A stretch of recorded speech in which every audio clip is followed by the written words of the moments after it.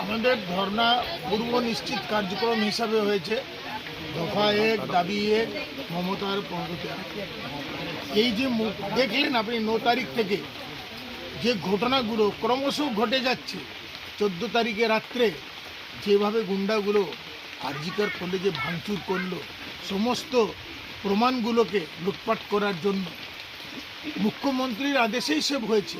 না হলে ওখানে পুলিশ সিপি কী করছিল? 11 মিনিট ওই প্রেস বাইট করছে বাইরে। এক সিপি বললো আমি 2 মিনিটে সবাইকে তাড়িয়ে দিতাম।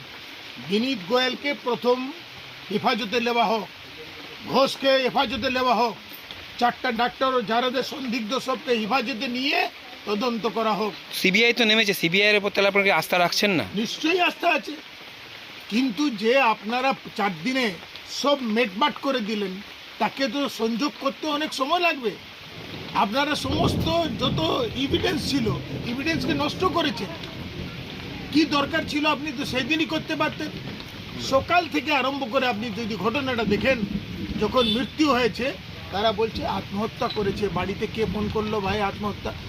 যেখানে সুপার স্পেশালিটি হসপিটাল, ডাক্তার দুঃখের চোখ দেখে বলতে পারে আত্মহত্যা, তাকে মানে মার্ডার হয়েছে, রেপ হয়েছে, তাকে বলছে হত্যা।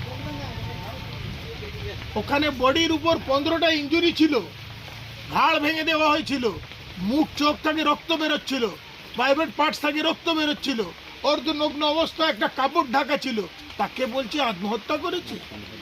কাকে লুকাবার জন্য? কার জন্য? দিদি কার জন্য করছো? আর বাঁচবে না, কাউকে ছাড়া হবে না। পশ্চিম বাংলায় চুনে চুনে সবাইকে ফাঁসি দেওয়া হবে। যারা দুষ্কর্ম করেছে একজনও বাতিল যাবে না। আজকে আপনারা কি কর্মসূচি নিয়েছেন? কর্মসূচি আজকে হসপিটালের সামনে ছিল ধর্ণা প্রদর্শন, যাকে আমরা পাড়ায় পাড়ায় এলাকায় সবাইকে সচেতন করতে পারি কি ঘটনা পশ্চিম বাংলায় বুকে ঘটতে চলেছে আর কি ঘটনা ঘটছে। আজকে আমাদের থানা অবস্থানও ছিল, কিন্তু আমার পূর্ব নির্ধারিত কার্যক্রম হিসাবে এখানে আমরা কার্যক্রম করেছি।